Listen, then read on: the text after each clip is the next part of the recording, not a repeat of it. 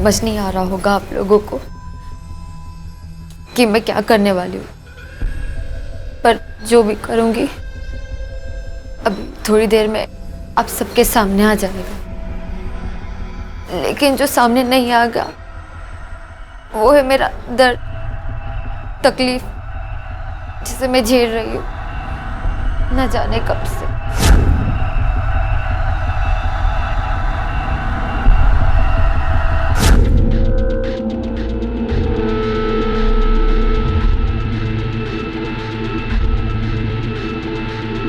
आज तक बहुत हिम्मत रखी मैंने, यही समझाते रहे खुद को कि सब ठीक हो जाएगा, लेकिन नहीं। तो अब बस जो करना है मुझे ही करना है और मैं वही करने जा रही हूँ।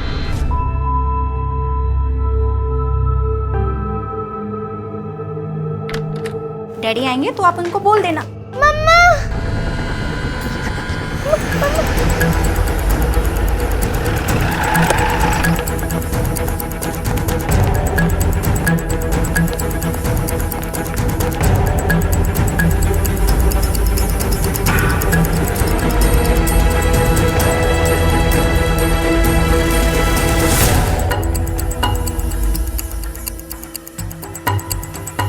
ये लड़की कौन है? भारती, कुक थी हमारी। कितने सालों से यहाँ काम करती है? पिछले 1 साल से। कितने बजे आती है ड्यूटी पे? 9 साढ़े 9 बजे के आसपास। हाँ, ये देखिए बेडरूम में।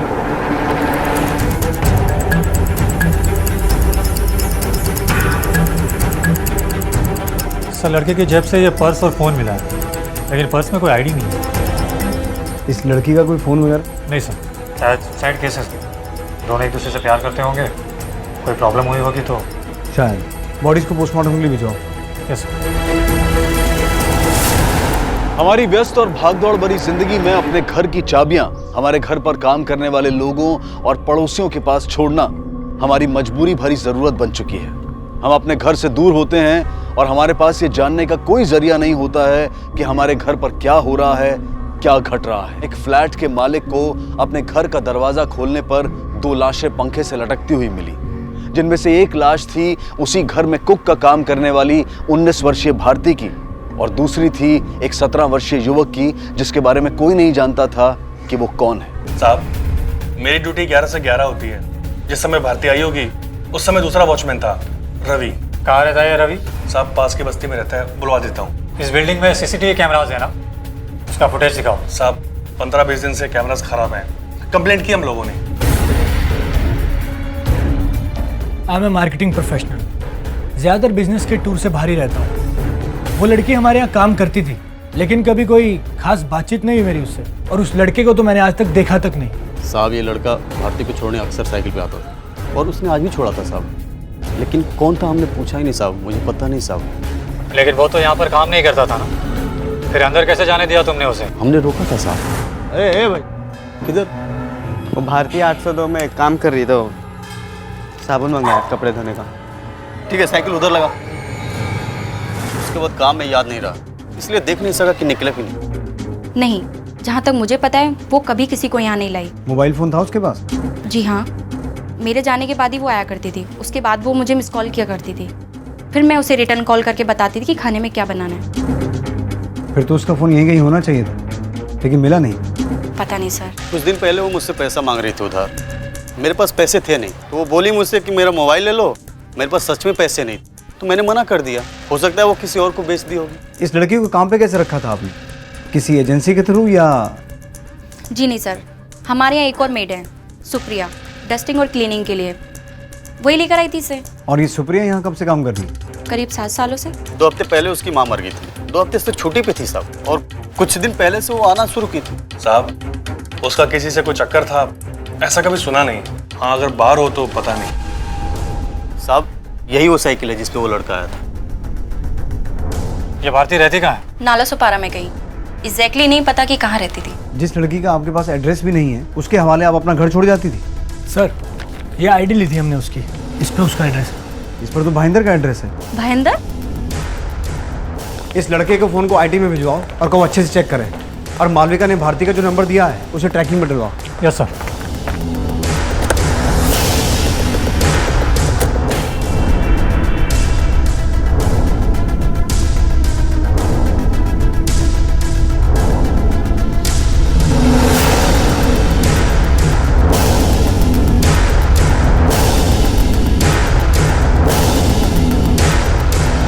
काय झालं साहेब? भारती यहीं रहती है? उसको तो कई साल हो गए यहाँ से छोड़ के चले गए। अभी कहाँ रहते हो? नाला सोपारा में किधर तो रहते हैं उसके माँ बाप के साथ। इस लड़के को पहचानती हैं आप? ये तो भारती का भाई कुणाल है।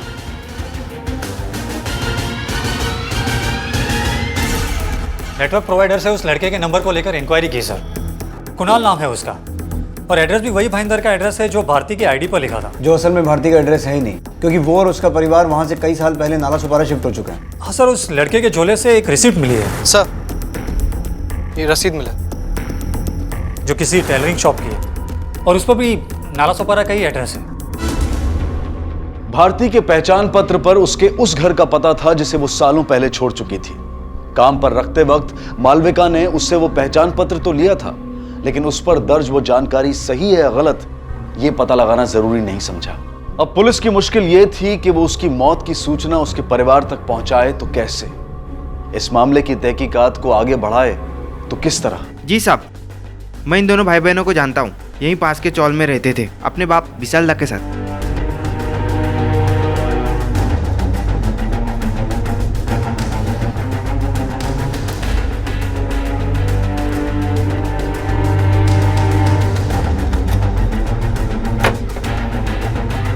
सुनिए, ये विशाल दा यहीं रहता? जी साहब। अभी कहाँ होगा ये? अभी अपनी पान बीड़ी की कोके की दुकान पे होगा, रात को लौटेगा। कुछ कर दिया क्या साहब? कि बेटे और बेटी की मौत हो गई, उसको इन्फॉर्म करना था। भारती और कुणाल, कुछ दिन पहले तो उसकी माँ का मर्डर किया किसी ने। माँ का मर्डर हुआ था? जी साहब। केलकर, विशाल दा को उसकी दुकान से बुला के ले और लोकल पुलिस स्टेशन से पता करो कि भारती की माँ के मर्डर का क्या मामला है। Yes sir. 19 दिन पहले इन्फॉर्मेशन मिलने के बाद जब हम क्राइम सीन पर पहुंचे तो लगा कि मामला लूट का है, लेकिन घर वालों का कहना है कि घर से कुछ भी मिसिंग नहीं हुआ है। इनफैक्ट घर में कुछ ऐसा था ही नहीं जिसे लूटा जा सकता। तो कोई सस्पेक्ट? हाँ, हमें उसके पति विशाल दा पर शक है, क्योंकि उसने अपने बयान में कहा था कि कत्ल के वक्त वो अपनी दुकान पर था, लेकिन उसके फ़ोन की लोकेशन उसके घर की थी। लेकिन उसका ये भी कहना है कि वो अपना फ़ोन घर पे भूल गया था। वो बहुत बड़ा बेवड़ा है, वो अपने बीवी बच्चों को पीकर बहुत मारता था। जिस दिन झगड़ा हुआ उसके अगले दिन ही विंदा की लाश मिली, लेकिन उसका बाप बेवड़ा अभी भी पी पी के बुरा हाल करता, नहीं सुधरा अभी भी। क्या रे, बहुत फिक्र है तेरे को मेरी सुधरने की? चल चल अभी निकल यहाँ से, चल। कोई काम धंधा रहता नहीं। क्या हुआ साहब? ये हवलदार लोग बोल रहे थे कि वो मेरा छोकरा छोकरी के वास्ते बुलाए मेरे को। कोई कांड किया क्या वो लोग? कुछ किया है तो लेके जाओ साहब। ये मामले में आप पूरा कानून के साथ है। वो दोनों अब इस दुनिया में नहीं है, मर चुके हैं।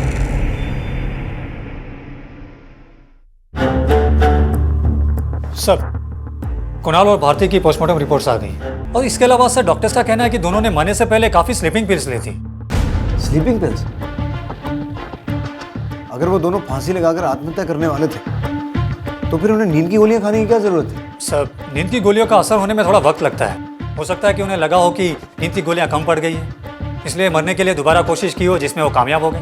नहीं केलकर, ये बात पूरी तरह से गले के नीचे नहीं उतर रही। सबसे पहली बात, अगर उन्हें मरना ही था तो वो किसी और के घर क्यों मरे?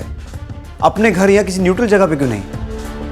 दूसरी बात, जैसा कि हमें वॉचमैन ने बताया, भारती ने कुणाल को साबुन लेने के लिए भेजा था, जो वो लेकर भी आया। अगर दो लोग कुछ समय के बाद आत्महत्या करने वाले हैं तो वो साबुन मंगाने या लाने की फिक्र क्यों करने लगे? तो फिर हो सकता है कि सर ये मर्डर हो, किसी ने उन्हें नींद की गोलियां दी और बाद में लटका दिया ताकि मामला आत्महत्या का लगे। शायद ऐसा ही हुआ होगा, क्योंकि उनकी बॉडीज पर और उस घर में स्ट्रगल का कोई भी निशान नहीं था। मेरे हिसाब से जब उन्हें फांसी पर लटकाया गया वो दोनों होश में नहीं थे। और अगर हमारी थ्योरी सही है तो कातिल कोई एक नहीं दो होने चाहिए, क्योंकि दो लोगों को इतनी हाइट पर लटकाना किसी एक आदमी के बस की बात नहीं हो सकती। सर, इसके अलावा दोनों की माँ वृंदा का भी मर्डर हुआ था। हो सकता है कि इन दोनों में कुछ कनेक्शन हो। बिल्कुल हो सकता है, और इस कनेक्शन को ढूंढने के लिए हमें डिटेल्स चाहिए होंगे।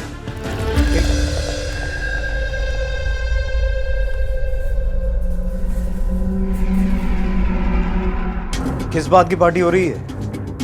बीवी के मरने की या बच्चों की मौत की? काय म्हणताय तुम्ही साहब, कैसी पार्टी? साले सब के सब एक साथ छोड़ के गए मेरे को। न कोई रोटी बनाने वाला है, न कोई कपड़े धोने वाला है। जिस दिन तेरे बच्चों की मौत हुई है उस दिन सुबह 9 बजे कहाँ था तू? अपने शोरूम पे, पान की दुकान पे रहेगा साहब, और किधर रहेगा? सुबह 8 बजे नक्की अपन खोलता है दुकान, नियम है। उसके बाद कहीं नहीं गया तो? किधर जाएगा साहब, आसपास के लोगों को पूछ के नक्की करो आप। तूने पुलिस को बताया था कि जिस दिन तेरी बीवी की मौत हुई थी तेरा मोबाइल फोन घर पे छूट गया था, लेकिन हमें पता चला है कि दोपहर 12 से 1 तू अपनी दुकान पर भी नहीं था, वहां ताला था। कहाँ गया था? दारू की दुकान पे। फिक्स है, दोपहर को 12 बजे, शाम को 7 बजे। वो साहब को बोला था मैं, और आप शक कर रहे मेरे पे? मैं मारा मेरी फैमिली को? क्यों? तू क्यों नहीं मार सकता? हर रोज थोड़ा थोड़ा करके तो मार ही रहा था ना, तो किसी दिन दिमाग में आया होगा कि किस्सा खत्म कर दूं। अच्छा नहीं है साहब, औरत कमाओ, छोकरी कमाओ, छोकरा भी कमाना शुरू करने वाला था। उनकी मौत से मेरे को नुकसान होगा कि फायदा? थोड़ा सोचो सर, कोई खुद से खुद का नुकसान करके लेता है क्या? सर कुणाल, भारती और वृंदा के कॉल रिकॉर्ड से कुछ नहीं मिला सर। तीनों के रिकॉर्ड क्लीन है और विशाल दा की सेल इन्फॉर्मेशन से यही पता चला है कि वो सच बोल रहा है। कुणाल और भारती के मर्डर के वक्त वो अपने शॉप पर ही था और आसपास के दुकानदारों का भी यही कहना है। पिछली बार उसका फोन घर छूट गया था, कहीं अपनी उस गलती से सबक लेकर इस बार वो जानबूझकर अपना फोन पान की दुकान पर तो नहीं छोड़ गया। पर यह कोई स्ट्रॉन्ग एलिबाई नहीं है। इस मामले में हमें हर फैक्ट को लेकर श्योर होना होगा और फिलहाल मुझे लगता है कि हमें वृंदा के मर्डर को छोड़कर भारती और कुणाल पर कॉन्सेंट्रेट करना चाहिए, क्योंकि अगर इन दोनों केसेस का आपस में कोई कनेक्शन है तो वो खुद ब खुद सामने आ जाएगा। अब जबकि ये क्लियर हो चुका है कि मामला सुसाइड का नहीं मर्डर का है, इसका मतलब ये हुआ कि कुणाल का मालविका के घर आना महज एक इत्तेफाक था, कत्ल भारती का होना था। और इस बात से अनजान भारती ने कुणाल से साबुन मंगवाया जो वो लेके भी आया, लेकिन साबुन लेके जब वो पहुंचा तो भारती के साथ वो भी मारा गया। यानी हमें जो भी लीड मिलेगी वो भारती से कनेक्टेड लोगों से मिलेगी। राइट। वो जो मेड थी सुप्रिया, जिसने भारती को मालविका के घर काम पे लगाया था, केलकर, उसे बुला। जी सर। साहब, भारती मेरी बहुत अच्छी दोस्त थी। अगर किसी ने उसको परेशान किया होता तो उसने बताया होता मेरे को, लेकिन उसने ऐसा कुछ नहीं बताया। भारती से तुम्हारी पहली मुलाकात कब और कहाँ हुई थी? 2 साल पहले बाजू वाले सोसाइटी के कुछ घर में काम करती थी मैं, उधर ही भारती से मुलाकात हुई थी। फिर धीरे धीरे हम दोनों का दोस्ती हो गया। जब तुमने भारती को मालविका के घर काम पर लगवाया तो वहाँ पहले से कोई कुक था या थी जिसे हटाकर भारती को काम पर रखा गया हो और उसने नाराज होकर भारती को मार दिया हो? नहीं साहब, मालविका मैडम के घर पे पहले कोई नहीं था। वो उनका नया नया नौकरी लगा था ना, तो भारती को ही पहला रखा था। सुप्रिया, हमें पता चला है कि भारती को तुमसे ज्यादा पगार मिलती थी, तो बुरा तो लगता होगा तुम्हें, क्योंकि काम पर तुमने लगवाया और कमा वो तुमसे ज्यादा रही थी। सबको अपना किस्मत का मिलता है साहब, और वो कौन सा लाखों में कमा रही थी कि मेरे को जलन होएगा।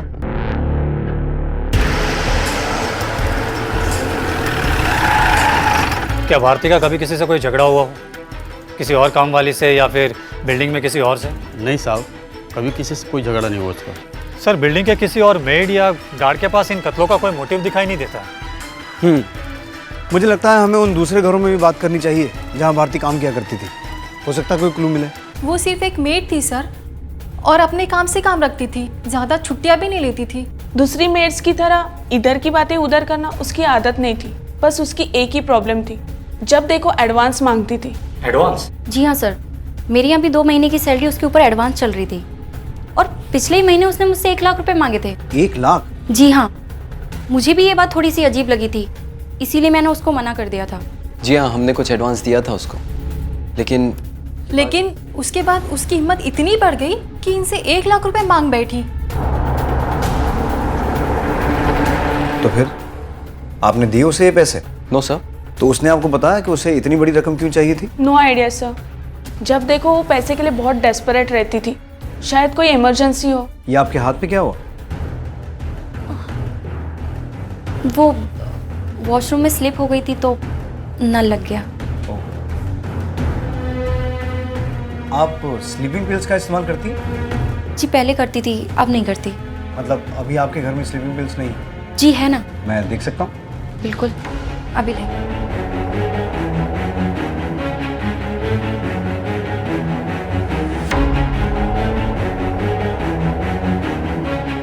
ये तो सील बंद है। मैंने कहा था ना आपसे, मैं पहले लेती थी, अब नहीं लेती।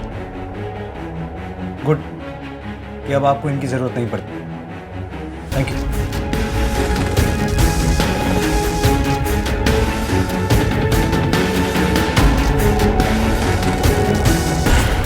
सर हो सकता है कि कातिल अपने साथ वो स्लीपिंग पिल्स पहले से ही लाए हो कहीं और से। केलकर, हम किसी को क्लीन चिट देने में इतनी जल्दबाजी नहीं कर सकते। मुझे लगता है मालविका ज़रूर हमसे कुछ छुपा रही है। मैं ये नहीं कह रहा हूँ कि कत्ल उसी ने किया है, पर हो भी सकता है। स्लीपिंग पिल्स की बॉटल का सील बंद होना कोई बहुत बड़ी बात नहीं है। बॉटल नहीं भी खरीदी जा सकती है। लेकिन सर अगर मान भी लिया जाए कि कत्ल मालविका ने किया है, लेकिन उसके पीछे उसका क्या मोटिव हो सकता है? वही तो पता लगाना है। साहब नितेश साहब महीने में कम से 20 दिन बाहर रहते हैं साहब। मालविका मैडम इधर रहती हैं साहब। कुछ साल पहले साहब उनके ड्राइवर के साथ चक्कर चालू हो गया और ये नितेश जी को पता चला साहब। नितेश जी ने ड्राइवर का हाथ तोड़ दिया। ड्राइवर अब किसी काम का नहीं है साहब, बस वो दुकान पे पड़े रहता है साहब। सर हो सकता है कि हिस्ट्री ने एक बार फिर से खुद को रिपीट किया हो। मतलब? सर उस ड्राइवर की तरह मालविका का कुणाल से भी अफेयर हो गया हो, जिसका पता नीलेश को चला और उसने उसको गुस्से में मार डाला। कुणाल का तो उस बिल्डिंग में आना जाना होता ही नहीं था, तो अफेयर कैसे होगा? और कुणाल के कॉल रिकॉर्ड्स में मालविका से बातचीत का कोई जिक्र नहीं है।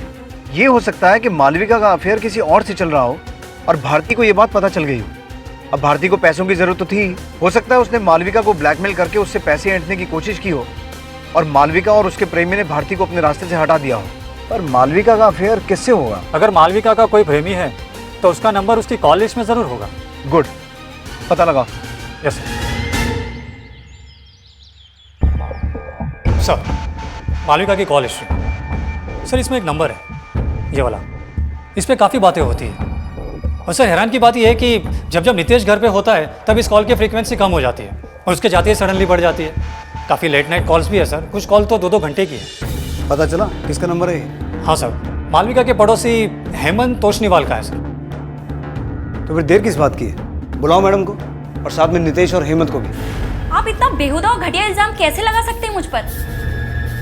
हेमंत जी हमारे पड़ोसी हैं और वो भी मैरिड हैं और मैं भी। तो आपके कॉल डिटेल्स में जो लेट नाइट 2-2 घंटे की कॉल्स दिखाई दे रही हैं, उस दौरान शायद आप एक दूसरे को सिलाई बुनाई या कुकिंग के टिप्स देते होंगे।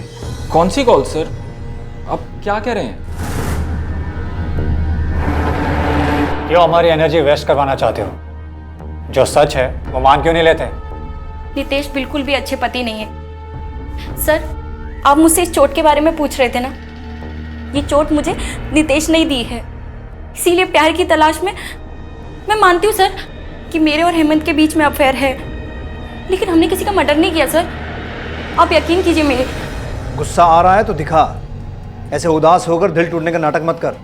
जो आदमी अपनी बीवी को बेरहमी से मार सकता है, मार मार के अपने ड्राइवर का हाथ तोड़ सकता है, वो खून भी कर सकता है। चल बोल, भारती और कुणाल को क्यों मारा? सर मेरे पास कोई वजह भी तो होनी चाहिए ना खून करने के लिए, जबकि मैं तो उस दिन शहर में भी नहीं था जब भी मर्डर हुए। आप चाहे तो एयरपोर्ट की सीसीटीवी फुटेज भी देख सकते हैं। 9 o'clock तो मेरी फ्लाइट लैंड हुई थी। उसके बाद लगभग आधा घंटा मुझे टर्मिनस से बाहर निकलते हुए लग गया, फिर मैं सीधा ऑफिस चला गया। उसके बाद जब मालविका का फोन मेरे पास आया तब मुझे उसने बताया कि क्या हुआ। उसके बाद मैं घर पहुंचा। नीलेश का रवैया अपनी पत्नी मालविका के प्रति सही नहीं था। वो उस पर हाथ उठाता था, उसे मारता था, लेकिन मालविका ने उसका विरोध करने की बजाय उसके इस बर्ताव को सहते हुए अपनी खुशियों को कहीं और ढूंढने का फैसला लिया, जो कि गलत था। तो अब सवाल यह था कि क्या कुणाल और भारती ने खुद कोई गलती की थी या वो मासूम थे और उन दोनों को इन लोगों की गलतियों का खामियाजा भुगतना पड़ा था। सर मालविका, निशांत और हेमंत के फ़ोन की लोकेशन चेक की, लेकिन इनमें से कोई भी कत्ल के वक्त मौका वारदात में मौजूद नहीं था। और एक्सक्यूज मी सर। हाँ बाबा, कब? ठीक है सर, आईटी डिपार्टमेंट से फ़ोन था। अभी थोड़ी देर पहले आदर्श नगर मार्केट में भारती का फ़ोन स्विच ऑन हुआ है। Let's go. करीब 30-32 साल का आदमी रहा होगा साहब। अभी करीब 1 घंटे पहले ही मोबाइल बेच के गया। सर इसमें से तो पूरा डेटा ही डिलीट कर दिया है। आपकी दुकान में सीसीटीवी है? जी सर। फुटेज दिखाइए। ये रहा सर। एक बार पॉज करो।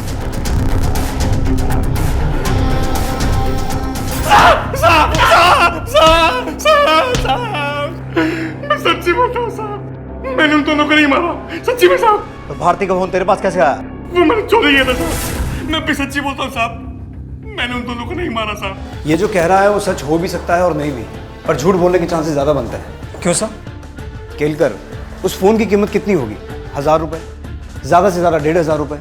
अब इतनी मामूली रकम के लिए कोई क्राइम सीन से एविडेंस मिटाने जैसा सीरियस क्राइम कैसे कर सकता है? इसका कोई ना कोई कनेक्शन तो है, या तो भारती से या फिर कुणाल से। आओ। मैंने उन दोनों को कभी आपस में बात करते नहीं देखा, लेकिन अगर कुछ हो भी तो क्या कहा जा सकता है? क्या बोलते तुम्ही साहब? विनोद और भारती के बीच में चक्कर कैसे हो सकता है साहब? क्यों नहीं हो सकता? क्योंकि साहब वो विनोद मेरे से प्यार करता है साहब, बहुत पहले से। फिर तो हो सकता है सुप्रिया की भारती का कत्ल तुम ही ने किया हो। हाय साहब, भारती मेरी बहन जैसी थी, कोई अपनी बहन को मार सकता है क्या? हो सकता है तुम्हारे विनोद का ज्यादा इंटरेस्ट तुम्हारी बहन में हो गया हो और फिर गुस्से में आकर तुमने। नहीं साहब, मैंने कभी भी भारती को उस नज़र से नहीं देखा। मैं सुप्रिया से प्यार करता हूँ, सच्चा प्यार। चलो भारती से प्यार ना सही, पर यह भी तो हो सकता है कि विनोद की कुणाल से कोई दुश्मनी हो।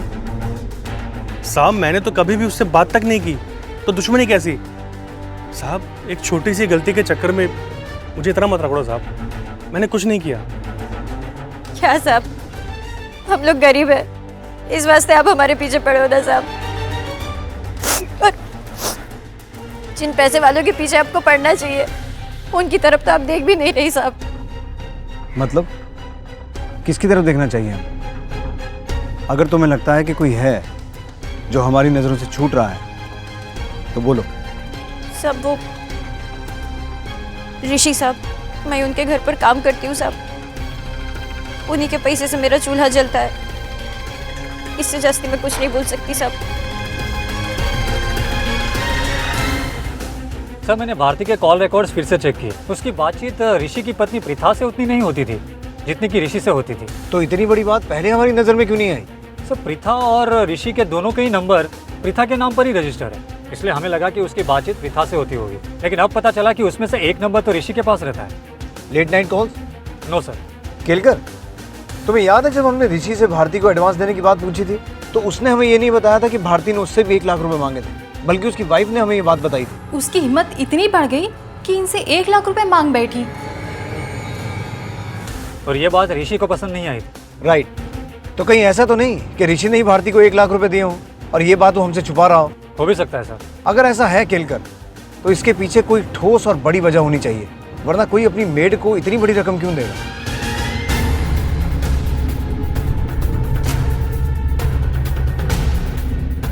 अरे साहब आप यहाँ? कुछ सवाल पूछने थे तुझसे तेरी बेटी को लेकर। तेरी बेटी का किसी के साथ कोई अफेयर था? नहीं साहब, वो ऐसी छोकरी नहीं थी, घर से काम, काम से घर, बस। अगर करना भी चाहती साहब तो खत किधर था उसके पास, 7 घर का काम करके ये सब करने का। 7 घर का? लेकिन हमें तो पता चला कि वो 3 ही घरों में काम करती थी। 21,000 रुपये लाती है साहब महीने का। 3,000 के हिसाब से 7 घर के जो है ना साहब। कब से आ रहे थे ये 21,000 रुपये? गए 2 महीने से।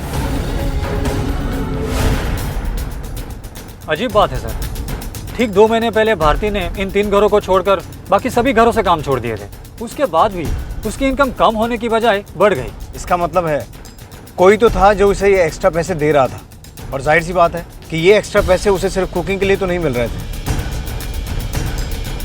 ऋषि, केलकर, ऋषि से बात करने का वक्त आ चुका है। हमें शक था कि भारती का किसी के साथ अफेयर चल रहा था, इसलिए हमने आपसे पूछा भी था, लेकिन उस वक्त आपने हमें बताया नहीं कि वो विनोद नहीं बल्कि आप हैं। क्या बोल रहे हैं आप? आपकी वाइफ सुबह जॉब पे जाती हैं और उनके जाने के बाद भारती यहाँ काम करने आती थी। तो मेरी वाइफ के जाने के बाद जो मेरे घर पे आएगा सबसे मेरा अफेयर होगा? नहीं, सिर्फ भारती। आप अपने बैंक से महीने के हर पहले हफ्ते में 18,000 रुपये निकालते हैं। जी हाँ, 3,000 सुप्रिया और भारती के लिए और बाकी अपने घर खर्च के लिए। लेकिन भारती के कत्ल से जस्ट पहले आपने अपने अकाउंट से 1 लाख रुपए निकाले थे, किस लिए? जी वो मेरे एक दोस्त को ज़रूरत थी, उसके लिए निकाले थे। लेकिन नॉर्मली इतना बड़ा अमाउंट लोग ऑनलाइन ट्रांसफ़र करना प्रेफर करते हैं, सेफ्टी भी रहती है, कन्वीनियंस भी रहती है, लेकिन आपने अपने दोस्त को कैश दिया, क्यों? क्योंकि आपकी उस दोस्त का बैंक में अकाउंट था ही नहीं मिस्टर ऋषि। मेरे को नहीं मालूम वो सबसे लाख रुपए काहे को मांग रही थी। आईची चप्पल। उसका कोई बैंक अकाउंट था? साहब उसके बाप का अकाउंट नहीं है तो उसका कहाँ से रहेगा? देखिए सर, मैं मानता हूं कि मैंने भारती को 1 लाख रुपए दिए थे, लेकिन मैं उसकी मदद करना चाहता था। अब किसी की मदद करना कोई क्राइम तो नहीं है ना? इन बेफिजूल बातों में टाइम वेस्ट करने से अच्छा है हम सीधा पॉइंट पर आए। भारती के पोस्टमार्टम रिपोर्ट से ये पता चला है कि कत्ल के वक्त वो प्रेग्नेंट थी। एक छोटा सा डीएनए टेस्ट होगा और उससे ये इजीली साबित हो जाएगा कि उसे प्रेग्नेंट करने वाले तुम थे। अब अपना जुर्म कबूल करोगे या मैं कोर्ट से ऑर्डर लाकर तुम्हें घसीटता हुआ सरकारी हॉस्पिटल लेके चलूं? देखिए सर, मैं मानता हूं कि मेरा उससे अफेयर था, लेकिन मैंने उसका कत्ल नहीं किया। मैं तो उसकी मदद के लिए उसे हर महीने 15,000 रुपये दिया करता था। मैंने तो उसे 1 लाख रुपए भी दिए थे। मैं उसे क्यों मारूंगा सर?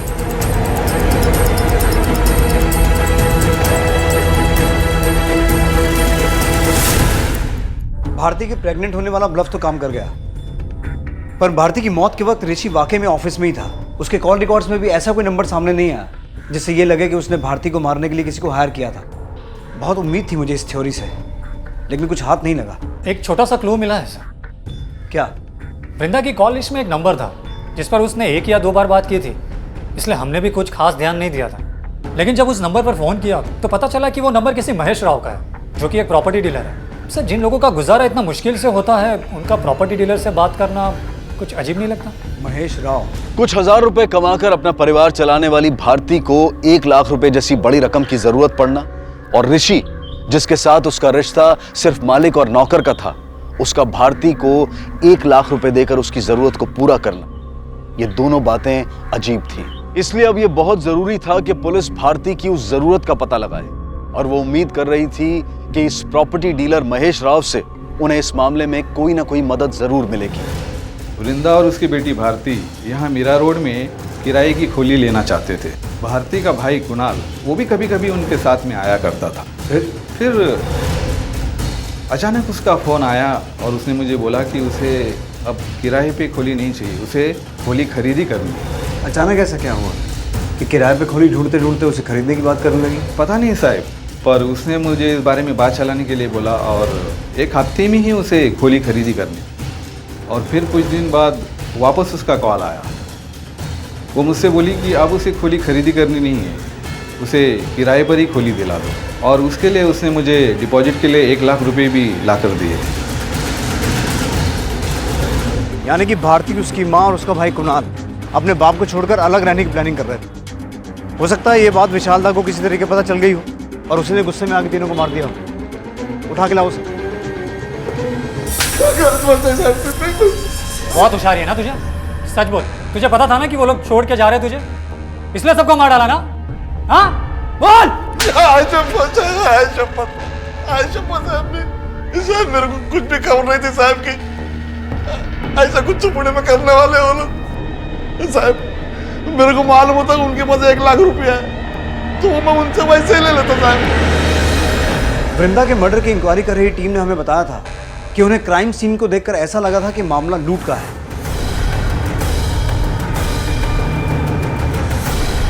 इसका मतलब जिसने भी वृंदा को मारा वो गया तो लूट के इरादे से था, लेकिन उसे वहां कुछ मिला नहीं क्योंकि भारती पहले ही सारा पैसा महेश को दे चुकी थी खोली के लिए। अब अगर ये विशाल दा नहीं है तो कौन है? और ऋषि ने सबसे छुपाकर ये पैसा भारती को दिया था, तो फिर किसको और कैसे पता चला कि भारती के पास पैसा है और उसने अपने घर के अंदर छुपा के रखा है?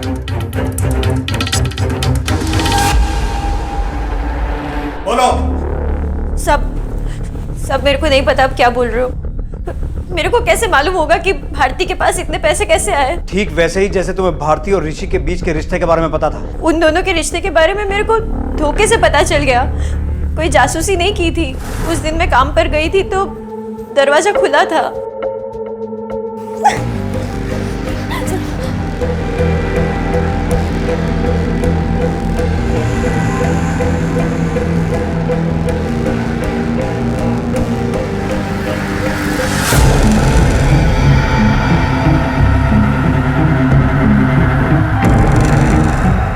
आप जल्दी आ गए? तुम मेरे को शक हुआ साहब, जो मैंने आपको बता दिया। लेकिन ऋषि साहब ने भारती को कितने पैसे दिए, कब दिए, ये सब मेरे को कुछ नहीं मालूम साहब। ठीक है, जा सकती हो। सर, काश्मीरा पुलिस स्टेशन से इन्फॉर्मेशन आई है। कुछ महीने पहले भारती का भाई कुणाल अपने कुछ दोस्तों के साथ ड्रग्स कंज्यूम करते हुए पकड़ा गया था। सभी माइनर थे, इसलिए वार्निंग देके छोड़ दिया गया था। लेके आओ उन्हें। हाँ सर, कुणाल मेरा ही दोस्त है सर। हम दोनों साथ में ड्रग्स लिया करते थे, लेकिन उसकी बहन के रेप वाले मैटर से मेरा कोई कनेक्शन नहीं है सर। रेप? भारती का रेप हुआ था? एक दिन कुणाल अपनी बहन का फ़ोन लेकर के मेरे पास में आया था साहब, तभी उसने मुझे एक वीडियो दिखाया साहब।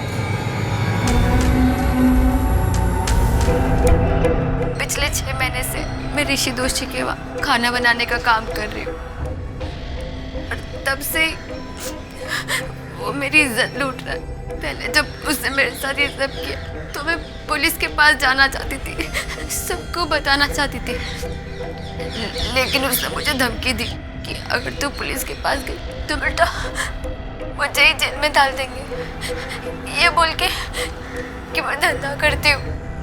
अब बस जो करना है मुझे ही करना, और मैं वही करने जा रही हूँ।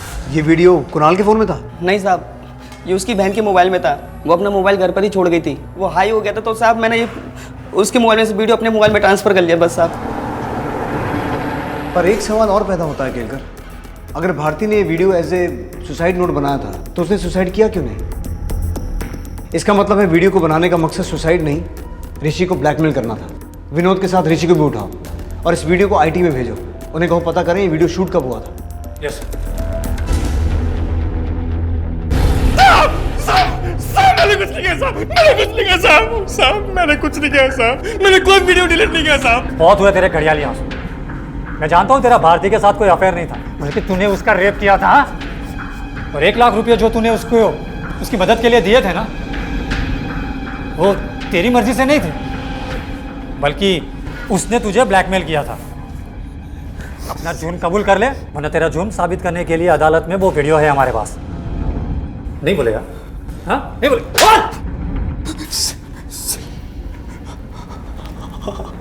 हाँ सर, मैंने रेप किया था उसका। वो मुझे ब्लैकमेल भी करती थी और उसने मुझसे 1 लाख रुपए भी मांगे थे, जो मैंने उसे दे दिए थे। भारती ने मुझसे पैसे लेने के बाद वो वीडियो मेरे सामने डिलीट कर दिया था सर। जब वो मुझे ब्लैकमेल करने ही नहीं वाली थी तो मुझे उसे मारकर क्या मिलता सर? सर, ऋषि ने अपना जुर्म कबूल कर लिया है। उसी ने भारती का रेप किया था और भारती ने उसे वीडियो दिखाकर 1 लाख रुपया लिए थे। लेकिन विनोद तो अभी भी कह रहा है कि उसे वीडियो के बारे में कुछ भी नहीं पता। शायद वो सच बोल रहा है सर, क्योंकि ऋषि का कहना है कि जिस वक्त उसने भारती को 1 लाख रुपये दिए थे, उसी वक्त भारती ने उसके सामने ही अपने फ़ोन से वो वीडियो डिलीट कर दिया था। अगर ऐसा है तो फिर ऋषि के पास कोई मोटिव बचता नहीं भारती को मारने का। सर, ये आईटी रिपोर्ट। केलकर सर, ये भारती के फ़ोन और वीडियो की रिपोर्ट है सर। इसमें लिखा है कि वीडियो 19 दिन पहले शूट किया गया था, लेकिन भारती के फ़ोन से नहीं। व्हाट? हाँ सर। जी सर, भारती के फ़ोन का कैमरा 4 मेगापिक्सल है, जबकि वीडियो शूट किया गया है 10 मेगापिक्सल वाले कैमरा से। 19 दिन पहले मतलब भारती की माँ वृंदा के कल से 2 दिन पहले। केलकर, अगर ये वीडियो भारती के फ़ोन से नहीं बनाया गया तो ज़रूर किसी ऐसे आदमी के फ़ोन से बनाया गया है जो भारती और ऋषि के रिश्ते के बारे में जानता था, और साथ ही भारती को उस पर पूरा भरोसा था। मैं ऋषि दोषी के वहाँ खाना बनाने का काम कर रही हूँ, और तब से वो मेरी इज्जत लूट रहा है। देख सुप्रिया, एक छोटा सा टेस्ट होगा तेरे फ़ोन का और बड़ी आसानी से पता चल जाएगा कि ये वीडियो तेरे फ़ोन पे शूट किया गया था। तेरा खेल खत्म हो गया सुप्रिया। सब वो उस दिन जब मैं भारती को ऋषि सेठ के साथ देखी तो मेरे को बहुत झटका लगा साहब। शादीशुदा आदमी है वो, अगर उसकी बीवी को मालूम पड़ गया ना तो खाल खींच लेगी, तेरी और मेरी भी। बहुत दिनों से वो मेरे साथ जबरदस्ती कर रहा है। मैं तो उनके घर का काम छोड़ना चाहती, पर उन्होंने मुझे धमकी दी कि मैं तुम्हें बदनाम कर दूंगी। मेरे को ऋषि सेठ पर बहुत गुस्सा आया, इसीलिए मेरे दिमाग में एक प्लान आया। ऋषि सेठ को ब्लैकमेल करने का प्लान। जो करना है मुझे ही करना है और मैं वही करने जा रही हूँ, अपनी जान लेने जा रही हूँ। बस अब हो गया अपना काम। अब देखना, ये देखकर वो ऋषि सेठ कैसे हिल जाएगा। 50-60 लाख रुपया तो ऐसे दे देगा।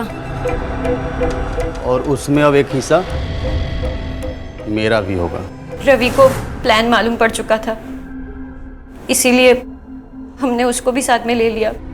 अभी तो हम लोग सोच ही रहे थे कि ऋषि सेठ से कब कितना पैसा मांगने का है, कि अचानक से ये भारती उसने मना कर दिया, बोली कि मेरे को हराम का पैसा नहीं चाहिए। लेकिन फिर एक दिन मैंने भारती को किसी से फ़ोन पर बात करते सुना। हाँ, पैसे घर पे रेडी है, आप आज मेरे को खोली दिखाओ, अगर मुझे पसंद आ गया तो कल आपको पूरे पैसे दे दूंगी। उसने हमारे साथ डबल गेम खेला था। उसने फक्त ऋषि सर को वो वीडियो दिखाकर अपना पैसा उनसे निकाल लिया। लेकिन साहब, हम इतनी आसानी से उसको हमारा हक तो नहीं मारने दे सकते थे ना, इसीलिए विनोद उसकी खोली पर गया पैसे लेने।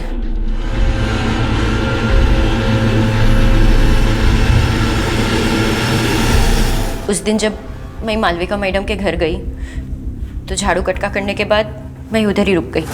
फिर जब वो भारती उधर आई तो मैंने ज़िद करके उसको चाय पिला दी, जिसमें मैंने नींद की गोली मिला दी थी। लेकिन तभी गेट पर से रवि का फोन आया। उसने कहा कि भारती का भाई कुणाल ऊपर आ रहा था। अरे कुणाल, ये दीदी, आपने साबुन मंगाया था। बैठ, तू अभी आया ना, तू भी चाय पी के जा। नहीं, मैं चलता, मुझे अरे बैठ ना। तो मैंने वही चाय कुणाल को पिला दी, नींद की गोलियां डालकर। थोड़ी देर बाद दोनों भाई बहन बेहोश हो गए, तो मैंने फ़ोन करके विनोद को बुला लिया। अब क्योंकि रवि भी तुम्हारे इस प्लान में शामिल था, तो उसने नीचे गेट पे ड्यूटी संभाल ली, हाँ, ताकि किसी को किसी तरह का शक ना हो। सब माफ़ कर दो, मेरे से बहुत बड़ी गलती हो गई साहब। गलती का एहसास होना बहुत बड़ी बात होती है सुप्रिया, लेकिन तूने जो जुर्म किया है उसके लिए जितनी भी सजा मिले वो कम है।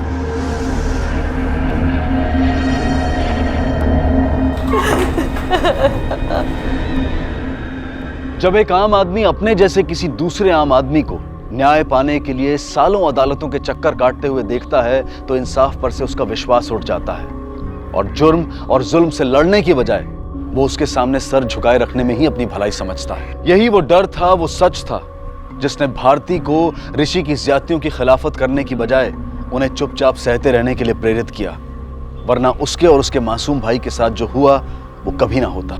ये बिल्कुल हमारी व्यवस्था का दोष है, लेकिन ये व्यवस्था बनाने वाले भी हम खुद हैं। पर अब वक्त आ गया है इस व्यवस्था को बदलने का, ताकि जुल्म करने वालों के दिलों में खौफ पैदा हो और उनके द्वारा सताए गए लोगों के दिलों में विश्वास।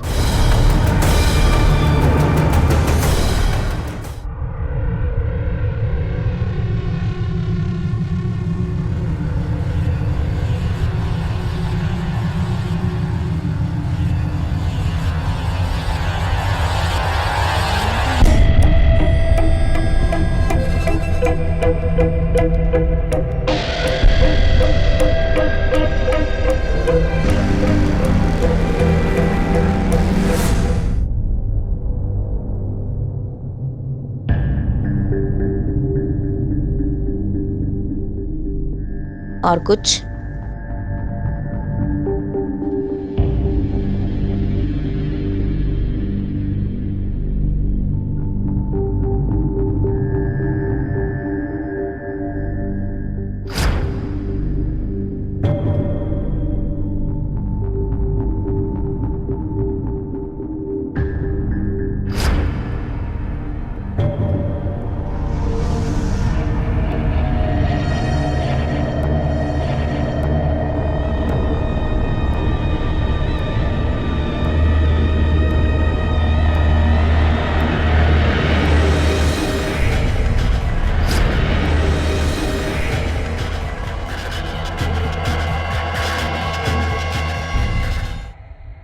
माँ, चाय देना, मैं बाहर हूँ। माँ,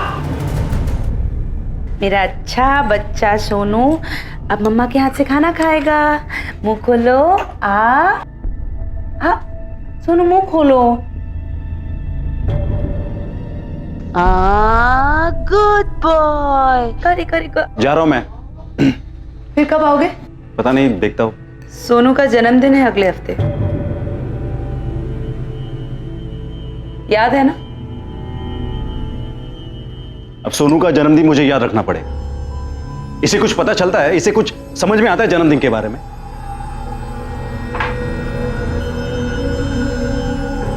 सब समझ में आता है इसे। पिता हो तुम उसके, तुमसे कुछ तो उम्मीद रख सकता है ना। अब तुम फिर से शुरू मत हो जाओ।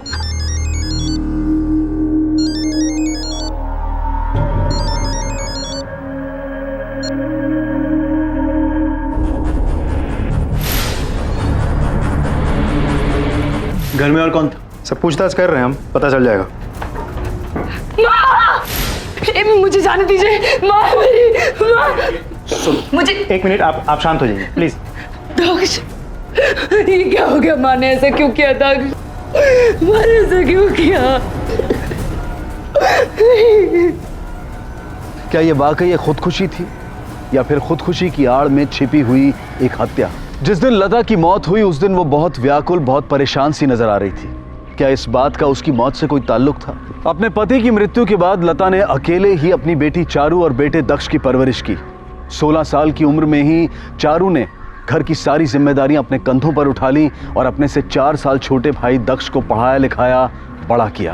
बेशक इस छोटे से परिवार ने कई मुश्किलों का सामना किया और फिर ये अचानक इस तरह से लता की मौत क्यों? वास्तव में लता की मौत सिर्फ एक शुरुआत थी, एक ऐसी आंधी की जिसकी भनक तक किसी को नहीं थी। No, not a suicide. ये खुदकुशी हो ही नहीं सकती क्योंकि बॉडी पर स्ट्रगल के निशान हैं और विक्टिम मरना नहीं चाहती थी, आखिरी दम तक लड़ने की कोशिश की। ये देखिए, सर के पीछे घाव भी है। पहले सर पर मारकर बेहोश किया गया है। आत्महत्या करने वाला लेफ्ट टू राइट में काटता है और यहाँ राइट टू लेफ्ट में काटा गया। इसका मतलब विक्टिम ने खुद नहीं, किसी और ने इनकी कलाई काटी। नहीं सर, मेरी माँ कभी अपने आप को नहीं मार सकती सर, ऐसा नहीं हो सकता सर। सर, मेन डोर के लॉक के साथ छेड़खानी हुई है, लेकिन आसपास रहने वाले लोगों में से किसी ने कुछ नहीं देखा। सीसीटीवी? कोई सीसीटीवी नहीं है सर। आप लोगों को किसी पर शक है या फिर किसी की दुश्मनी थी आपकी माँ से? दीदी तुम ही बोलो। नहीं, यूं ही किसी पर इल्जाम नहीं लगा सकते। देखिए, हो सकता है अभी कोई बात जरूरी ना लगे, लेकिन आगे चलकर वही इंफॉर्मेशन काफी काम की हो सकती है। कोई भरोसा नहीं है तो बताइए। मेरा पति मतलब पति था, अब तलाक हो चुका है। रमेश, उसने धमकी दी थी। सर छोड़ दीजिए मुझे सर, मैंने कुछ नहीं किया। सर तुम दोनों सर धोखेबाज हैं, ये लोग झूठे हैं सरासर। ये झूठे तो तुम हो जो अपनी बीवी पर जबरदस्ती करते हो। साहब, ये आए दिन मेरी बेटी को मारता पीटता है। और धमकी किसको दे रहा है बे? क्या हालत कर दी मेरी दीदी की, जेल में सड़ेगा समझा भी। हिम्मत है तो आना, तुझे बताता हूँ मैं। हाँ बोलो। चला, देख लूंगा तुम लोगों को वापस आके। मैं कह रहा हूँ, तुम देख लूंगा तुम लोगों को मैं। साहब, कुछ ना ये लोग के घर में चलता ही रहता है। और उनकी बेटी है ना, क्या नाम है, धारा नहीं, हाँ चारू साहब, वो जब भी ये घर में आती थी ना, इनके घर में झगड़ा होता ही था साहब। चारू ने ही तो पूरे घर का खर्चा उठाया है सर, अपने भाई को बड़ा किया। उसका भाई है ना सर दक्ष, थोड़ा निकम्मे टाइप का है। वो अपने बहन के पैसे उड़ाता है और अपने मायके का खर्चा वो भी सब खुद ही उठाती है। साहब, एक हफ्ता पहले ही तो रमेश जेल से छूट के आया है और 2-3 दिन हो गए तो घर से बाहर ही है। घर में आता है तो मोहल्ले वाले ताने मारने लगते हैं। जीना हराम कर दिया साहब उसका, शादी करके फंस गया बेचारा। चारू, उसकी माँ और उसका भाई, तीनों ने मिलकर उसकी जिंदगी हराम कर दी है साहब। धोखा दिया है उसे, बीवी पे हाथ उठाने के जुर्म में उसे अंदर बंद करवा दिया। गलत क्या किया? घरेलू हिंसा जुर्म है, पता है आपको? कहाँ साहब वो किसी पे हाथ उठाता था। झूठ है सर, रमेश का बाप भी रमेश की तरह मेरी बहन के कैरेक्टर पे उंगली उठा रहा है सर। उन्होंने किसी का कुछ गलत नहीं किया सर। रमेश को गुस्सा आता, वो चारू दीदी पर हाथ उठाता सर। इसी बात को छुपाने के लिए दोनों बाप बेटे मिलकर झूठ बोल रहे थे सर। तुम्हारे घर में झगड़े क्यों होते थे, खासकर जब चारू मिलने आती थी? सर मेरी वजह से। क्यों? सर मेरे पास जॉब नहीं थी, इसलिए जब भी चारू दीदी घर पे आती थी मेरी माँ मुझे ताने देती थी कि मैं दीदी के ऊपर बोझ बना हुआ हूँ, लेकिन दीदी हमेशा मेरी साइड लेती थी सर। इसी बात को लेकर दोनों में झगड़े होते थे। तो वो झगड़े भी सुनने को नहीं मिलेंगे सर। सर शक तो सीधा रमेश पर ही जाता है, क्योंकि वारदात वाला दिन से वो गायब। उसके सारे फोटोज हमने चारों तरफ सर्कुलेट कर दिए, लेकिन अभी तक ट्रेस नहीं कर पाए। अभी 1 हफ्ता पहले ही जेल से छूटा है, इसीलिए उसके पास कोई मोबाइल फ़ोन भी नहीं है जिसके जरिए हम लोकेशन ट्रेस कर पाए। सर कोई बाहर का ही आदमी है जो मेन दरवाजे का लॉक तोड़ के अंदर आया है, मतलब पूरी प्लानिंग के साथ मर्डर किया गया है। तो मुझे तो चारू के पति इस अशोक पर भी शक है। चारू पर उसके मायके की पूरी जिम्मेदारी थी, इसीलिए अशोक को गुस्सा आता होगा कि चारू का पूरा ध्यान मायके पे था। हाँ, लेकिन अगर ऐसा होता भी तो बात करता, झगड़ा करता। सीधे चारू की माँ का खून, और वो भी इतनी प्लानिंग के साथ। अगर कोई और एंगल निकलता भी है तो उस पर शक कर सकते हैं, पर कुत्ता एक काम करो, इस पूरी फैमिली का कच्चा चिट्ठा निकालो और इस रमेश को ट्रेस करते हैं। Okay sir.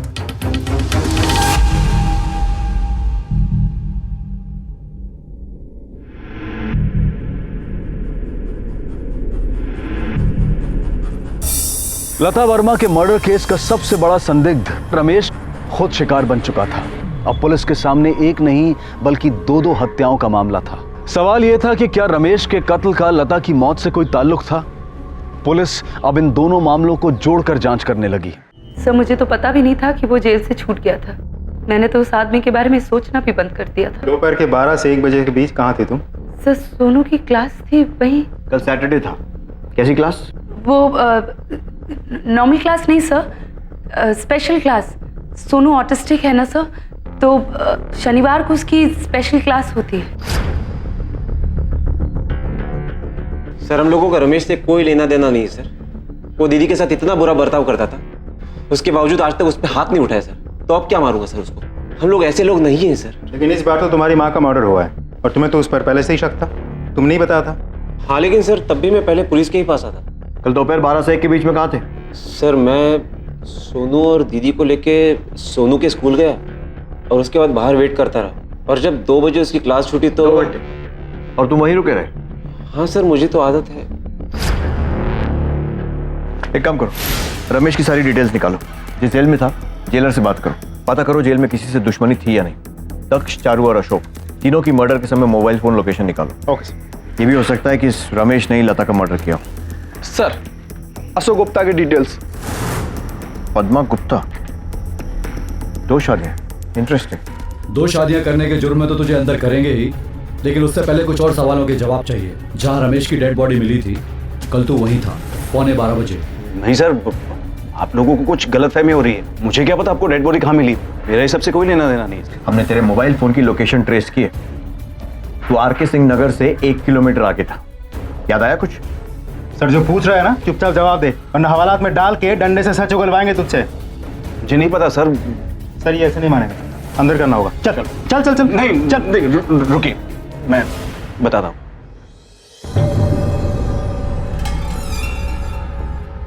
वो अशोक, रमेश तू जेल से कब छूटा? छोड़ना, मुझे तुमसे एक जरूरी बात करनी है। देख मुझे तुझसे कोई बात नहीं करनी है। अरे मैं अपने लिए यहाँ नहीं आया हूँ, मैं तुम्हारे लिए बात करने आया हूँ, चारू के बारे में। देख मुझे लेट हो रहा है और मुझे तेरे और चारू के बारे में कुछ नहीं सुनना। अरे वो मुझे भी धोखा दे रही है और तुझे भी धोखा दे रही है। मुझे कुछ नहीं सुनना उसके बारे में। अरे उसका चक्कर चल रहा है किसी के साथ, समझना। फिर क्या हुआ? फिर कुछ नहीं सर, मैं निकल गया वहाँ से। उसने तुझे इतनी बड़ी बात बताई और तू बस निकल गया वहाँ? हाँ सर, अब उसकी बात का कौन भरोसा करता? क्या पता वो मेरे और चारू के रिश्ते को तोड़ने के लिए झूठ बोल रहा हूँ। और तुझे चारू पर कभी शक नहीं हुआ? नहीं सर, क्योंकि रमेश शायद मेरी ही बात कर रहा था। सर चारू और रमेश की शादी के पहले और बाद भी मैं और चारू बात तो करते ही थे कि मैं सर चारू से सालों से प्यार करता था। रमेश के बारे में मुझे बस इतना ही पता है। तूने और कुछ नहीं देखा था? नहीं सर, मैंने बताया ना मुझे काफी लेट हो रहा था, मैं सच में आसपास किसी को नहीं देख पाया। गुप्ता, दोनों केसेस उलझ गए। रमेश के पास मोटिव था लता को मारने का। अगर इस एंगल को पकड़कर चला जाए तो फिर दक्ष और चारू दोनों के पास मोटिव था रमेश को मारने का, अपनी माँ की मौत का बदला लेने के लिए। फिर अशोक था। अशोक के बारे में कुछ भी साफ नहीं कह सकते, बड़ी अजीब सी सिचुएशन है, किसी के भी खिलाफ कोई सबूत नहीं है। सर हम जब अशोक के साथ बात कर रहे थे, उसकी बीवी को देखा था आपने? बहुत गुस्से में थी। बात करो उससे, पता करो कि ये गुस्सा सिर्फ पति की दूसरी बीवी के लिए था या कुछ और भी। Okay sir. हेलो,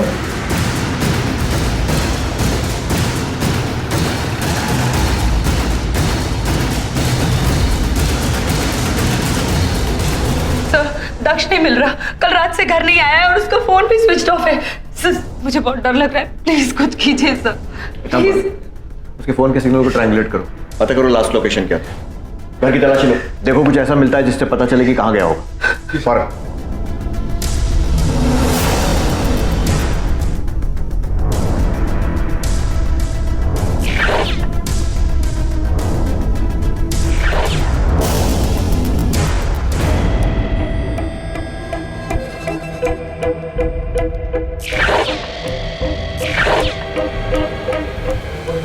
बेटा, सोनू नाम है ना तुम्हारा? ये दिखाओ, कौन है ये तुम हो? क्या हुआ, इतना डरे हुए क्यों हो? सोनू, सोनू रुक जाओ, सोनू। बेटा, आखिरी बार दक्ष को कब देखा था? जी कल। दीदी मैं पूजा के लिए पंडित जी से बात करके आता हूँ, नहीं तो वो चले जाएंगे। ठीक है। अच्छा वो जो मंदिर के बगल वाली जो दुकान है ना, वहाँ से सामग्री भी लेकर आना। पैसे हैं ना तुम्हारे पास? हाँ पैसे। ठीक है। लेकिन वो नहीं लौटा। सब मेरी कुछ समझ में नहीं आ रहा है। पहले माँ, फिर रमेश और अब। हो सकता है कि गुस्से में आकर उसने रमेश का मर्डर कर दिया हो और उसके बाद डर के मारे भाग गया हो। सर वो अपनी बहन को, अपने भांजे को छोड़कर ऐसे नहीं भाग सकता सर। जरूर कोई बात हुई है सर, प्लीज उसे ढूंढिए सर, प्लीज। आपको क्या लगता है सर? रमेश ने जेल से निकलते ही बदला लेने का मन बना लिया होगा। सबसे पहले लता को मारा, फिर या तो वो दक्ष तक पहुंच गया या दक्ष उस तक पहुंच गया। नतीजा रमेश की मौत। मुझे लगता है दक्ष पकड़े जाने के डर से भाग गया होगा। ऐसा कुछ हुआ होगा। एक काम करो, दक्ष से जुड़ी सारी इंफॉर्मेशन पिछले कुछ दिनों की, कहाँ गया, किससे मिला, कब मिला, सब कुछ निकालो जल्दी।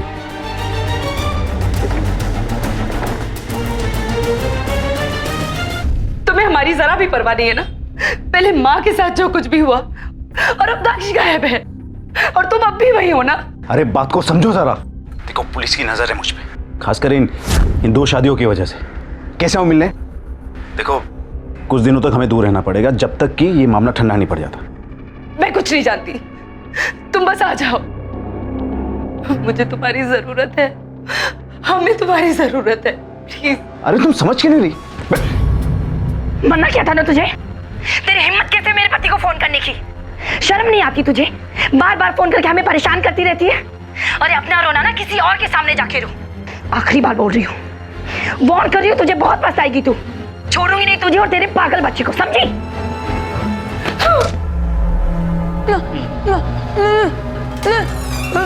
क्या है?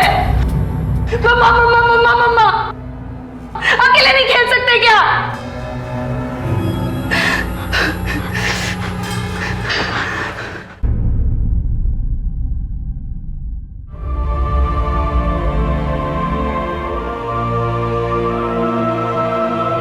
सुनो बेटा, मम्मा सॉरी।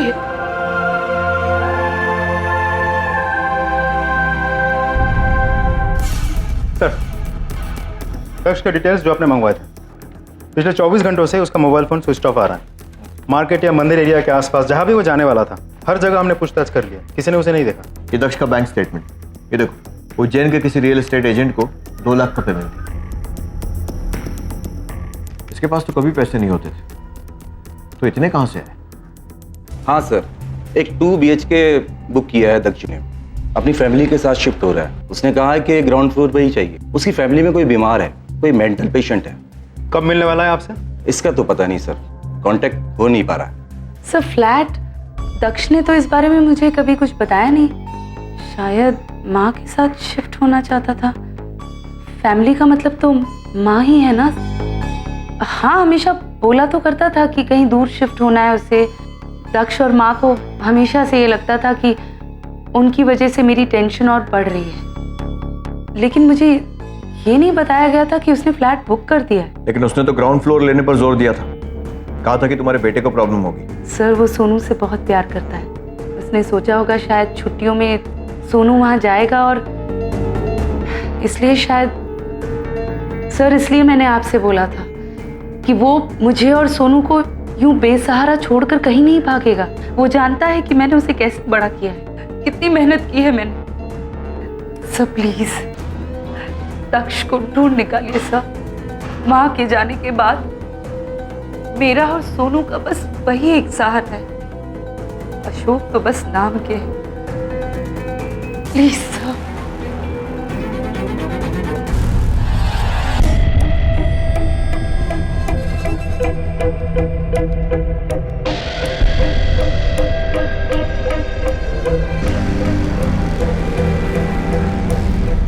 सर आपको वाकई लगता है इसे कुछ नहीं पता इस बारे में? समझ नहीं आता दक्ष ने अपनी बहन से ये बात क्यों छुपाई, अजीब बात है। सर डॉक्यूमेंट्स के हिसाब से जिस घर में दक्ष रह रहा था उसकी माँ के नाम पे है, लेकिन इंस्टॉलमेंट वगैरह सब चारू ने भरे क्योंकि कमाने वाले सिर्फ चारू थे। सर ऐसा भी हो सकता है कि चारू को इस फ्लैट के बारे में सब पता चल गया हो, उसे गुस्सा आया हो कि भाई दक्ष ने माँ के साथ मिलकर नए फ्लैट खरीदने के चक्कर में पुराने घर बेचना चाहा, जिसमें चारू ने अपने मेहनत के पैसे लगाए।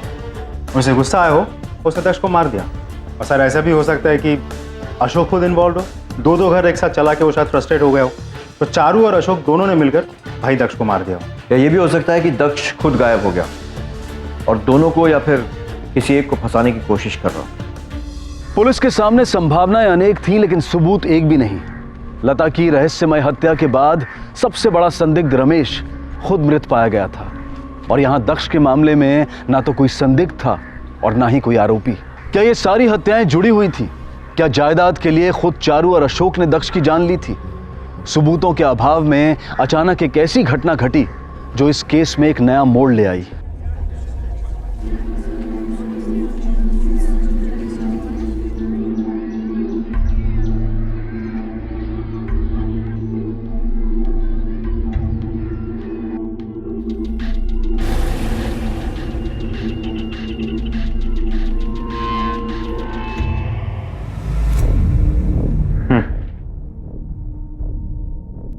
सर ये मोबाइल, घड़ी, पर्स, ये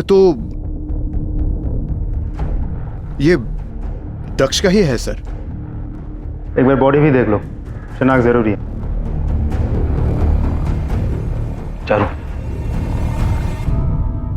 अशोक मुझे नहीं देखना सर मुझे नहीं देखना। ये अंगूठी, बटुआ, फोन, घड़ी कुछ नहीं देखना सर ये मेरा भाई नहीं है। चारू ये मेरा भाई हो ही नहीं सकता, मुझे नहीं देखना। अगर तुम नहीं देखोगी तो उसे सही से कौन पहचानेगा? हाँ? चलो चलो कुछ नहीं हो, चलो।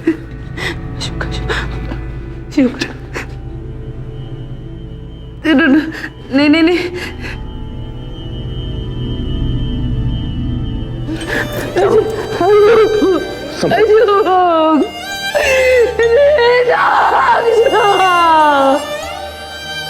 पहले बात चलेगी।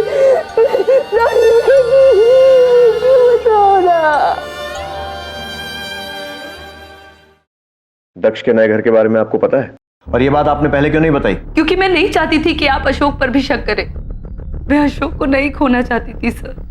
वैसे भी एक एक करके सबको तो खो चुकी हूँ। मैं अशोक से बहुत प्यार करती हूँ सर।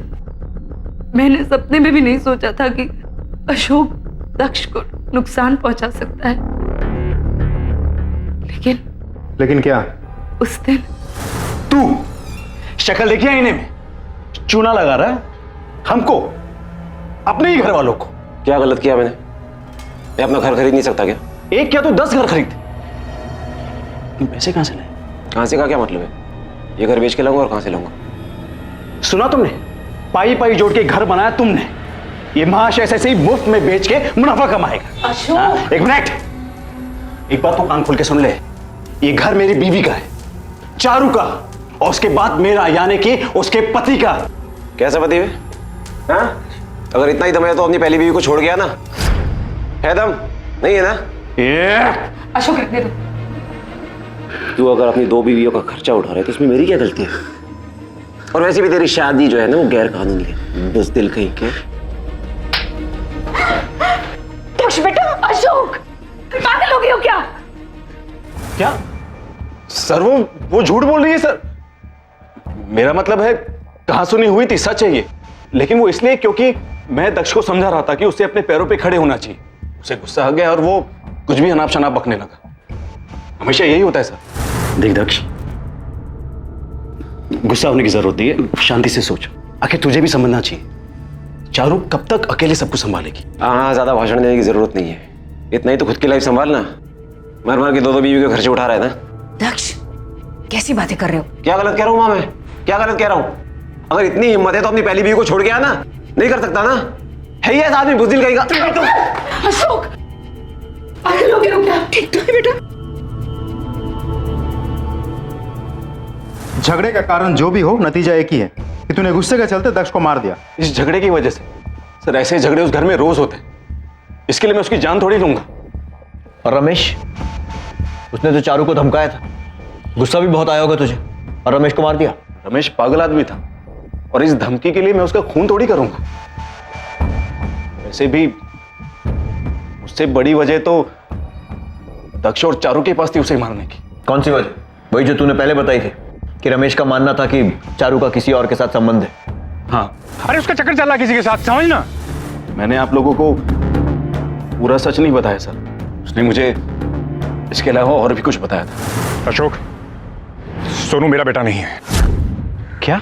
हाँ, यही मैं तुझे बताना चाह रहा था कि चारू शादी से पहले ही प्रेग्नेंट थी।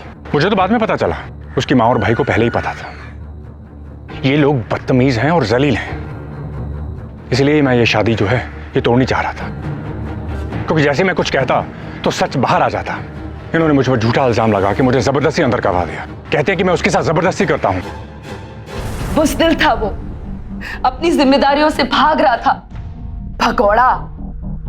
रमेश सोनू की जिम्मेदारी कभी निभाना ही नहीं चाहता था, इसलिए ऐसा कह रहा था वो।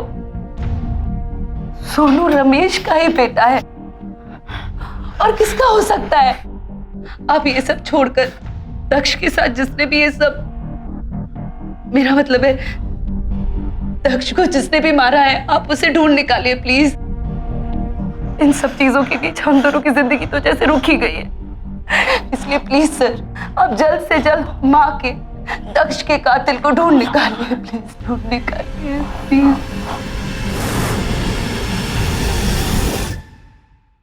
सर, कोई तो पॉइंट है जो हम मिस कर रहे हैं। देखा जाए तो एक ही पैटर्न है। लता के मर्डर का शक रमेश पर गया, रमेश की मौत हुई। रमेश के मर्डर का शक दक्ष पर गया, हमें दक्ष की डेड बॉडी मिली। उसकी जली हुई लाश का स्कल और चेहरे की हड्डियां काफी हद तक दुरुस्त पाई गई हैं। उन्हें भोपाल भेजने का इंतजाम करो। Sir, Bhopal? Central forensic lab की ब्रांच है वहाँ पर। एक्सपर्ट से उन हड्डियों के जरिए 3D फेशियल मैपिंग करवाओ और चेहरे का स्केच बनवाओ, फिर उसे दक्ष के चेहरे के साथ मैच करके देखते हैं। Okay sir.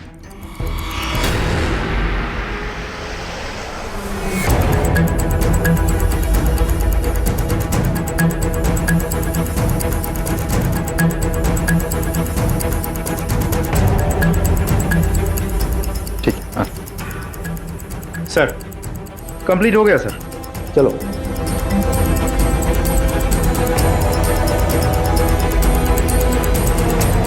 सर, ये तो बिल्कुल मैच नहीं करता। इसका मतलब ये है कि वो बॉडी दक्ष की थी ही नहीं और दक्ष अभी तक जिंदा है। सर, ये कुछ दोस्त और पड़ोसियों के भी बयान मिले। उनके मुताबिक दक्ष पैसों को लेकर बहुत मायूस था। अपनी माँ के साथ उसकी अनबन भी चल रही थी। सर, ऐसा तो नहीं कि उसी के चलते उसने अपने माँ को मार दिया हो और अब नकली डेड बॉडी का नाटक करके अपनी बहन को नुकसान पहुंचाना चाहता हो।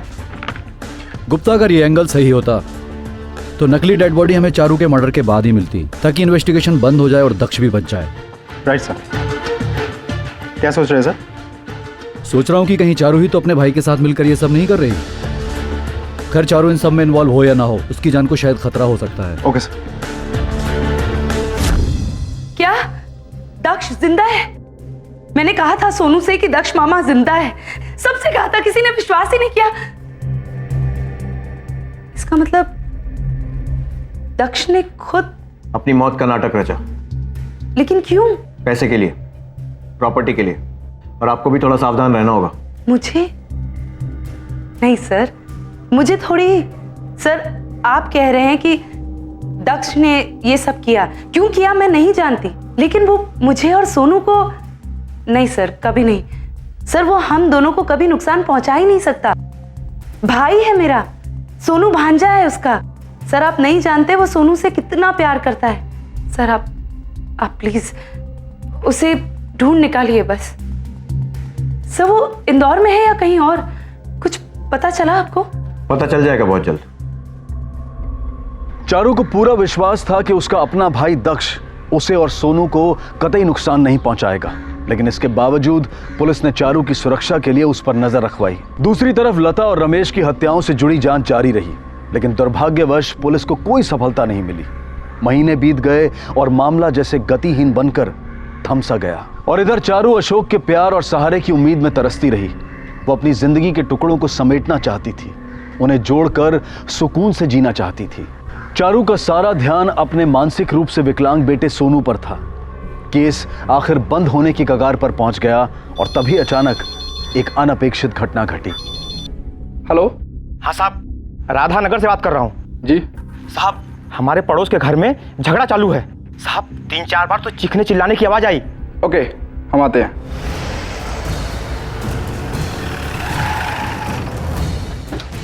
आपने फोन किया था? हाँ सर, मैंने फोन किया था। जोर जोर से चिल्लाने की आवाज आई, झगड़ने की। मैंने एक बार पूछा भी तो 2 मिनट के लिए आवाज बंद हुआ, फिर तुरंत शुरू हो गए।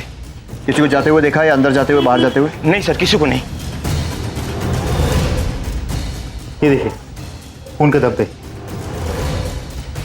चारू और बच्चा? सर ऊपर भी कोई नहीं है। सर अंदर भी कोई नहीं है।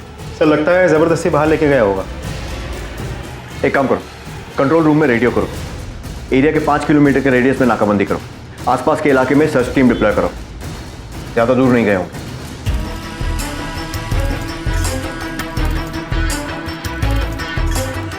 सर मुझे तो कुछ नहीं पता। आपने कुछ देखा था? सर मैडम ज्यादा किसी से बातचीत नहीं करती, लेकिन फिर भी कुछ तो याद है आपको? कुछ दिन पहले अशोक जी आए थे और पीछे से उनकी वाइफ आ गई थी, और उस दिन उनकी वाइफ और चारू मैडम के बीच में बहुत ज्यादा झगड़ा हुआ था। उस दिन भी तुझे बोला था ना मेरे पति से दूर रह। सीधी सीधी बात समझ में नहीं आती तेरी? नहीं समझ में आती, क्यों ना करूं, करूंगी मैं। शादी हुई है इनसे, मेरी हक है, मेरी और मेरी बच्चे की पूरी जिम्मेदारी है इन पे। अरे कौन सा बेटा, पता नहीं किसका पाप है और कौन है इसका बाप। उस दिन रमेश पर थोप दिया और आज इन पर। तू जैसी बाजारू औरतों को ना अच्छे से जानती हो। ए बाजारू किसको बोल रही है तू? मुंह तोड़ दूंगी तेरा। अगर आई तो इनके पास। हम लोग घर जाके बात। छोड़ इसे। सर हमारे पास टोटल 3 सस्पेक्ट। पहला अशोक, दूसरा अशोक की पहली पत्नी पद्मा, और तीसरा चारू का भाई दक्ष, जो अभी भी लापता। गुप्ता एक काम करो, यहां से बाहर आने जाने वाले सारे हाईवेज चेक करो। जहां जहां पर टोल नाका है सबका सीसीटीवी फुटेज इकट्ठा करो। ऐसा हो ही नहीं सकता कि दक्ष यहां से निकला हो या वापस आया हो और किसी ने उसे देखा नहीं। और तब तक ये अशोक और पद्मा को पूछताछ के लिए बुलाओ। Okay sir.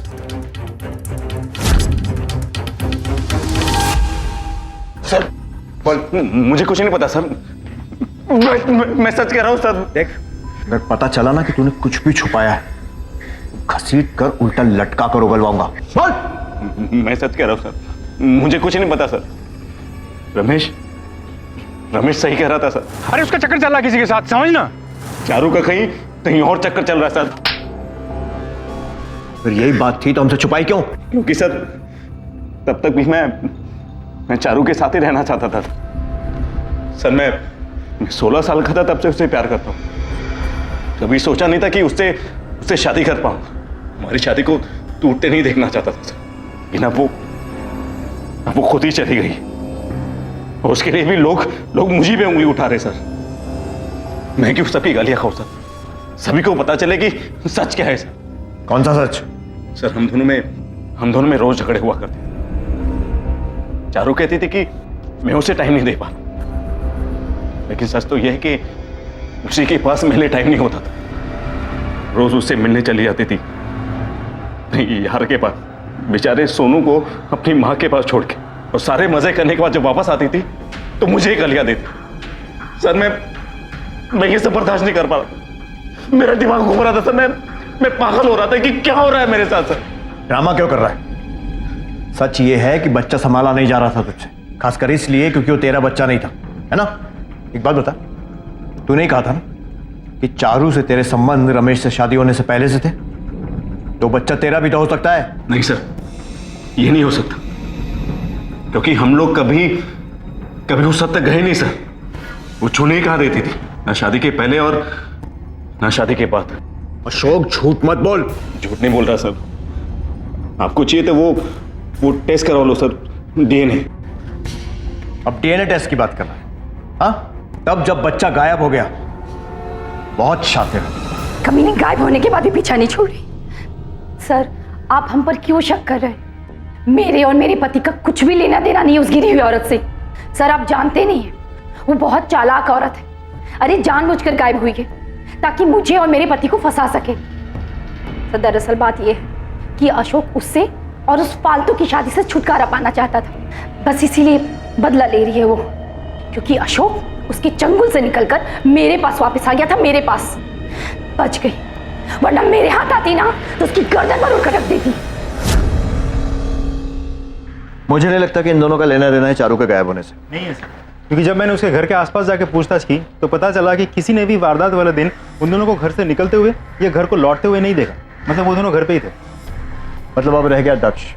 या तो उसी ने चारू को गायब किया है या फिर चारू से बचने के लिए कहीं चली गई है सारा नाटक रचा के। सर, टोल नाके की सीसीटीवी फुटेज। कहाँ की फुटेज है? सर, जबलपुर हाईवे की।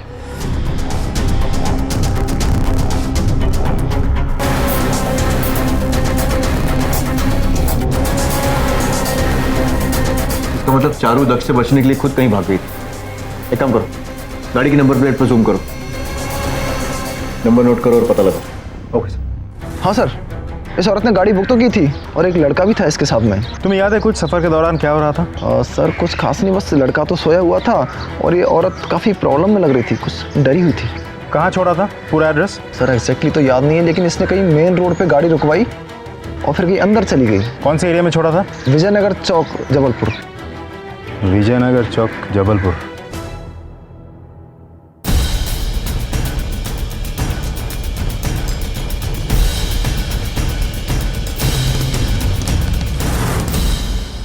चारू, इसका बेटा ऑटिस्टिक है। इलाज कराने के लिए किसी ना किसी क्लिनिक में तो जाती होगी। इस इलाके में जितने भी डॉक्टर्स हैं उनकी लिस्ट मिल सकती है, खासकर ऐसे जो कि चारू के बच्चों जैसे पेशेंट से डील करते हैं। हो जाएगा सर। गुड। लिस्ट आते ही उन सभी डॉक्टर से पूछताछ करो और अगर किसी के क्लिनिक में सीसीटीवी है तो उसका फुटेज भी मंगवा लो सर। नेक्स्ट।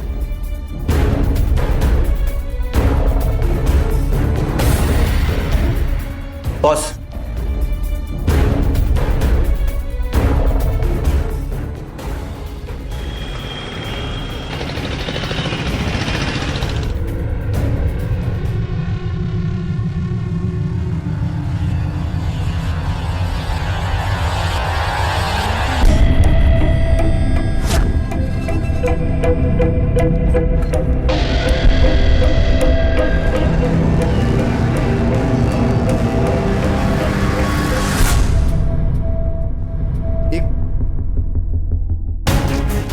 मिंडो, बेटा क्या देख रहे हो?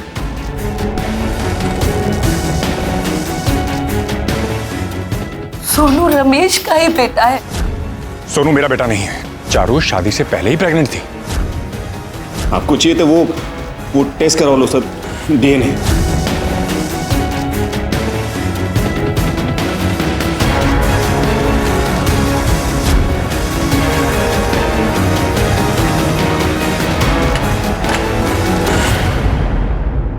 कौन है यार? सर, आपका सामान। जाओ जाकर देख। जाओ ना, मैं तो तुम्हारे पास ही हूँ। जाओ। 2 BHK बुक किया है दक्ष जोशी, फैमिली के साथ शिफ्ट कर रहा है। माँ के साथ शिफ्ट होना चाहता था। फैमिली का मतलब तो माँ ही है ना। वो मुझे और सोनू को यूं बेसहारा छोड़कर कहीं नहीं भागेगा। तो वो सोनू से बहुत प्यार करता है। दक्ष को ढूंढ निकालिए सर। बॉस, इस क्लिनिक की सारी डिटेल्स निकालो। पेशेंट का एड्रेस भी रजिस्टर्ड हो, शायद चारू का पता मिल जाए। सर। अरे मैंने कोई किराने का सामान नहीं मंगवाया यार।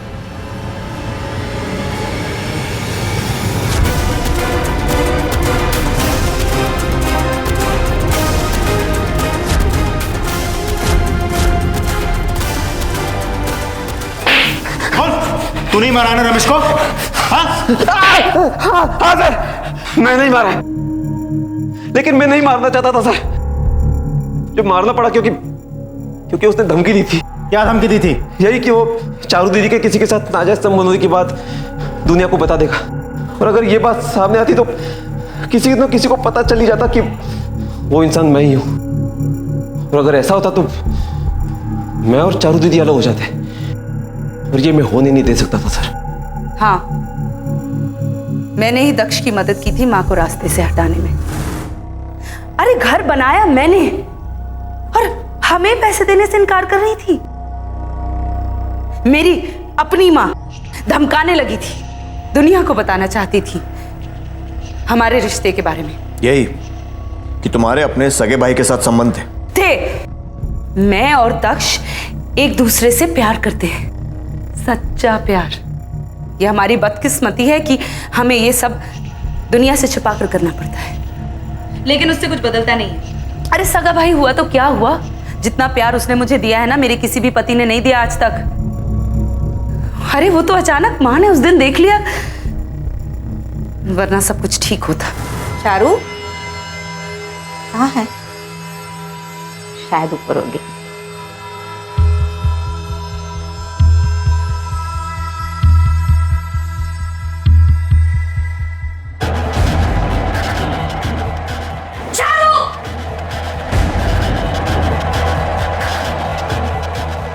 और तब माँ को पता चला कि मेरा और दक्ष का रिश्ता सालों से चला आ रहा है। वो डर गई, चौंक गई। बहुत धक्का लगा था उन्हें, क्योंकि उन्हें लगता था कि रमेश से शादी से पहले मेरा अशोक के साथ रिश्ता था, और ये बच्चा सोनू भी अशोक का ही है। लेकिन शादी के 7 महीने बाद ही सोनू पैदा हो गया, और तब से रमेश मुझ पर शक करने लगा। सोनू की दिमागी हालत को देखकर वो पहले ही मुझसे रिश्ता तोड़ना चाहता था, और फिर धमकाने लगा, कहने लगा कि दुनिया को बता देगा कि मेरा किसी के साथ नाजायज संबंध है। इसलिए हमने उस पर झूठा इल्जाम लगाकर उसे जेल भिजवा दिया। और अशोक, उससे शादी क्यों की थी? अरे मैं नहीं करना चाहती थी अशोक से शादी।